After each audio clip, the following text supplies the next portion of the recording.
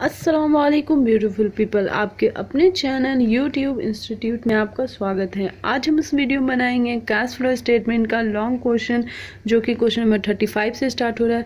तो चलिए स्टार्ट करते हैं। देखिए क्वेश्चन नंबर 35 में क्या बोल रहा है, पेशन of cash flow statement from balance sheet and additional information भी दिया। इससे पहले जो क्वेश्चन बना है उसमें हम लोग को कैश फ्लो स्टेटमेंट बनाना था, मगर एडिशनल इन्फॉर्मेशन नहीं था। इसमें हम लोग को एडिशनल इन्फॉर्मेशन भी दिया हुआ है। तो ये एक लॉन्ग क्वेश्चन है, तो चलिए बनाते हैं। इक्विटी शेयर कैपिटल हम लोग का प्रीवियस ईयर करंट ईयर का दिया हुआ है, जनरल रिजर्व दिया हुआ है, प्रॉफिट एंड लॉस दिया हुआ है, क्रेडिटर दिया है, cash, debtor, stock, plant and machineries दिया हुआ है, डिप्रिशिएशन चार्ज हो रहा है मशीनरी पे 6000 का और बिल्डिंग पे 5000 का। तो चलिए बनाते हैं। दिया हुआ है डिप्रिशिएशन भी दिया हुआ है। तो पहले हम लोग मशीनरी का परचेज ऑफ मशीनरी निकाले जो कि 11000 रुपया है। फिर बिल्डिंग का अकाउंट बनाएंगे, ओपनिंग बैलेंस दिया हुआ, डिप्रिशिएशन भी दिया हुआ है, उसका परचेज निकला 10,600 रुपया। फिर हम लोग बनाएंगे कैश फ्लो स्टेटमेंट। तो कैश फ्लो स्टेटमेंट में ऑपरेटिंग एक्टिविटीज सबसे पहले होता है नेट प्रॉफिट ड्यूरिंग ईयर दिया हुआ है, general reserve, depreciation of machinery, depreciation of building, ये दोनों गिवन है। इसके बाद डिक्रीज इन करेंट एसेट्स नहीं है, इंक्रीज लिएबिलिटीज है और इंक्रीज इन करेंट एसेट्स है। तो हम लोग को यहाँ पे जो net cash flow from operating activities जो है वो 15,000 रुपया आ गया। ये ऑपरेटिंग एक्टिविटीज़ तो बहुत सिंपल था। चलिए अब हम लोग इन्वेस्टिंग एक्टिविटीज़ बनाते हैं। देखिए इन्वेस्टिंग एक्टिविटीज़ में हम लोग का परचेज ऑफ बिल्डिंग निकाले और परचेज ऑफ मशीनरीज निकाले। तो ये दोनों को प्लस करने के बाद हम लोग का आंसर इतना आया। परचेज जो कि आउटफ्लो का आइटम है, तो आउटफ्लो में हम लोग माइनस करते हैं, वही आंसर भी माइनस में आता है। और फिर फाइनेंसिंग एक्टिविटीज़ जो कि शेयर कैपिटल 5000 रुपया का था हम लोग का, ये फिर हम लोग का फाइनेंसिंग एक्टिविटीज़ का आंसर 5000 रुपया आ गया। तो ये क्वेश्चन नंबर 35 सिंपल था एंड ईजिली बन गया। तो चलिए क्वेश्चन नंबर 36 बनाते हैं। तो एक बैलेंस शीट दिया हुआ है और इसमें हम लोग को कैश फ्लो स्टेटमेंट बनाना है। इसमें भी कुछ एडिशनल इन्फॉर्मेशन दिया हुआ है। तो सबसे पहले हम लोग एडिशनल इन्फॉर्मेशन देख लेते हैं। देखिए यहाँ पे बोल रहा है कंपनी जो कि पेड कर रहा है 45,000 डिपॉजिट और डिप्रिशिएशन मशीनरी पे प्रोवाइड हो रहा है। तो हम लोग को परचेज ऑफ मशीनरी निकालना पड़ेगा। तो चलिए पहले हम लोग बनाते हैं मशीनरी अकाउंट। तो देखिए सबसे पहले हम लोग मशीनरी अकाउंट निकालें, यहाँ से परचेज ऑफ मशीनरी निकालेंगे। डिप्रिशिएशन गिवन है, ओपनिंग और क्लोजिंग का दोनों का अमाउंट दिया हुआ है। तो हम लोग का यहाँ परचेज ऑफ मशीनरी निकल गया। तो अब हम लोग कैश फ्लो, देखिए कैश फ्लो स्टेटमेंट में सबसे पहले हम लोग ऑपरेटिंग एक्टिविटीज़ बनाएंगे। Net profit during the tax दिया हुआ है, net profit during the year, provision of tax दिया और depreciation of machinery, goodwill, interest paid. हम लोग का operating profit working before change in working capital आया। फिर हम लोग का डिक्रीज इन करेंट एसेट्स नहीं है, इंक्रीज इन करेंट लिएबिलिटीज़ भी कुछ नहीं है। इंक्रीज इन करेंट एसेट्स में इन्वेंट्रीज है, ट्रेड रिसीवेबल है। फिर उसमें हम लोग लेस करेंगे टैक्स पैड जो कि ड्यूरिंग द ईयर हो रहा है। तो यहाँ पे 50,000 और 2 लाख, तो 2,50,000 रुपया। टैक्स जो है कि 60,000 रुपया है हम लोग का, और हम लोग का यहाँ पे 1,75,000 रुपये निकला। आप लोग को यहाँ पे समझ में आया होगा। 2,50,000 ये कुछ नहीं है, यहाँ पे 60,000 है। तो हम लोग का 4,85,000 में 2,50,000 माइनस किए तो हम लोग का 1,75,000 आए। तो ये हम लोग का net cash from operating activities हो गया। इन्वेस्टिंग एक्टिविटीज़ में हम लोग परचेज ऑफ मशीनरी निकाले, तो हम लोग का इन्वेस्टिंग एक्टिविटीज़ हो गया। उसके बाद हम लोग फाइनेंसिंग एक्टिविटीज़ बनाए। तो फाइनेंसिंग एक्टिविटीज़ में हम लोग का 7,55,000 हो गया। तो यह net increase in cash and cash equivalent जो है 30,000 रुपये आ गया। तो ये क्वेश्चन नंबर 36 ईजिली कंप्लीट हो गया। तो चलिए क्वेश्चन नंबर 37 बनाते हैं। बैलेंस शीट दिया हुआ हम लोग का और इसमें कुछ एडिशनल इन्फॉर्मेशन भी दिया हुआ है। तो देखिए सबसे पहले हम लोग को यहाँ पे दिया हुआ है एक पीस ऑफ मशीनरी जिसका दाम है 48,000। उसमें डिप्रिशिएशन चार्ज हो रहा है 32,000 का, उसको बेचा जा रहा है 12,000 रुपये में। तो बहुत इजी है। चलिए पहले हम लोग वर्किंग करेंगे। सबसे पहले कॉस्ट ऑफ मशीन जो कि 48,000 का है, उसमें डिप्रिशिएशन चार्ज हुआ है 32,000 का, उसको माइनस करेंगे तो हम लोग को 16,000 रुपये आएगा। उसको बेचा जा रहा है 12,000 में, तो लॉस हुआ 4,000 का। फिर हम लोग का यहाँ पे देखिए दोनों साल का डिप्रिशिएशन निकालना है एक बार। और इससे पहले वाले क्वेश्चन में हम लोग दोनों साल का डिप्रिशिएशन निकाले थे। तो सबसे पहले हम लोग का डिप्रिशिएशन ऑफ प्रीवियस ईयर का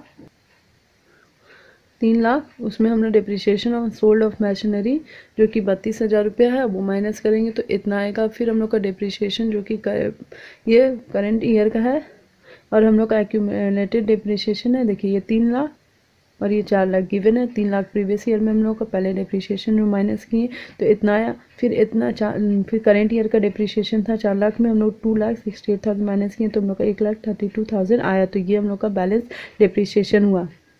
फिर हम लोग मशीनरी अकाउंट बनाएंगे। बैलेंस BD दिया हुआ था, सोल्ड हुआ 12,000 में दिया हुआ, लॉस हुआ 4,000 का हम लोग निकाले।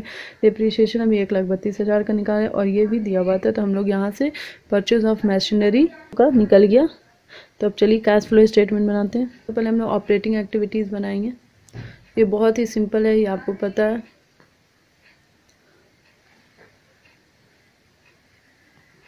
तो हम लोग का ये ऑपरेटिंग एक्टिविटीज़ का आंसर आया 30 लाख 3,06,000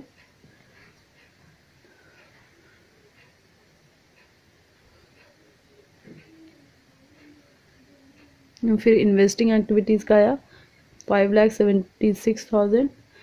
फिर फाइनेंसिंग का आया 3,40,000 एंड लास्ट में net cash and cash equivalent आ गया। तो ये क्वेश्चन नंबर 37 जो है वो कंप्लीट हो गया। चलिए क्वेश्चन नंबर 38 बनाते हैं।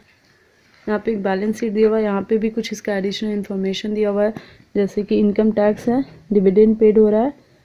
तो चलिए बनाते हैं क्वेश्चन नंबर 38। तो सबसे पहले हम लोग वर्किंग करेंगे 10% डिविडेंड का जो है 3 लाख रुपये, उसका 10% करेंगे तो 30,000 रुपये आएगा। फिर हम लोग का नेट इनकम है 15,000 रुपया। तो ओपनिंग बैलेंस है कैश एंड कैश इक्विवेलेंट का 35,000 एंड क्लोजिंग बैलेंस है कैश एंड कैश इक्विवेलेंट का 80,000 रुपया। तो हम लोग यहाँ पे से डिविडेंड निकाले 30,000 रुपये का। तो हम लोग पहले कैश फ्लो स्टेटमेंट बनाते हैं। देखिए सबसे पहले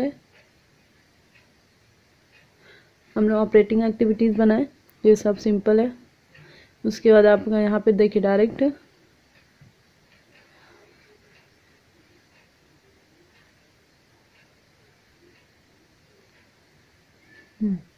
ऑपरेटिंग एक्टिविटीज़ का जो आंसर हम लोग का आ गया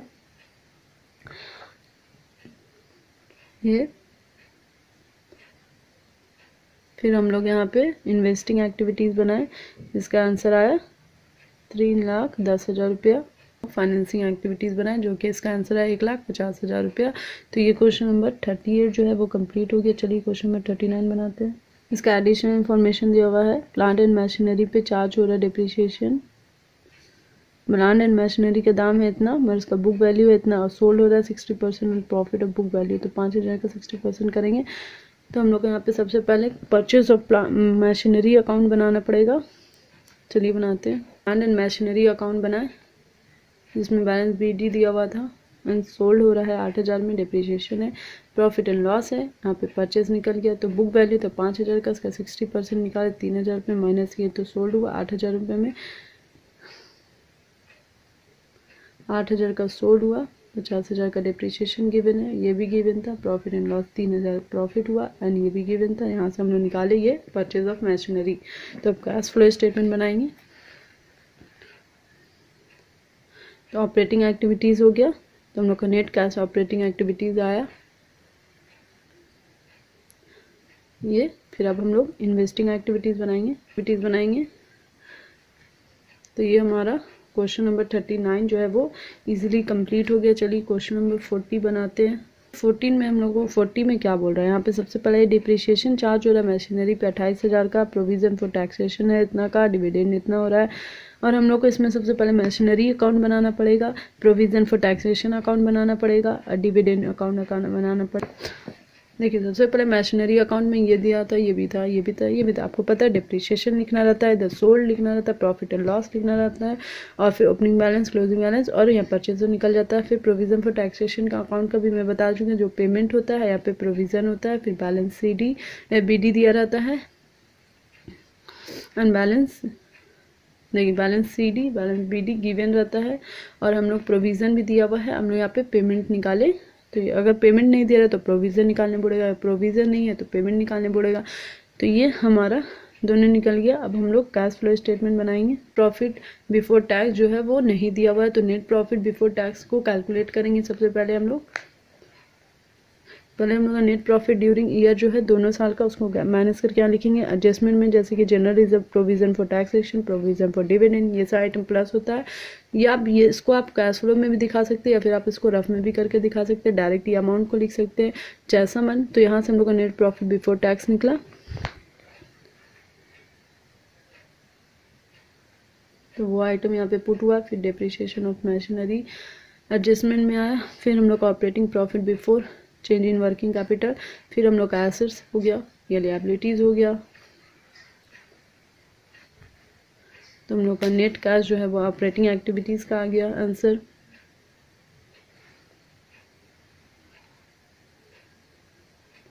फिर हम लोग यहाँ पे इन्वेस्टिंग एक्टिविटीज निकाले, फिर फाइनेंसिंग एक्टिविटीज निकाले। तो ये क्वेश्चन नंबर 40 जो है वो कंप्लीट हो गया है। तो चलिए अब नेक्स्ट वीडियो में अगला क्वेश्चन बताऊंगी मैं।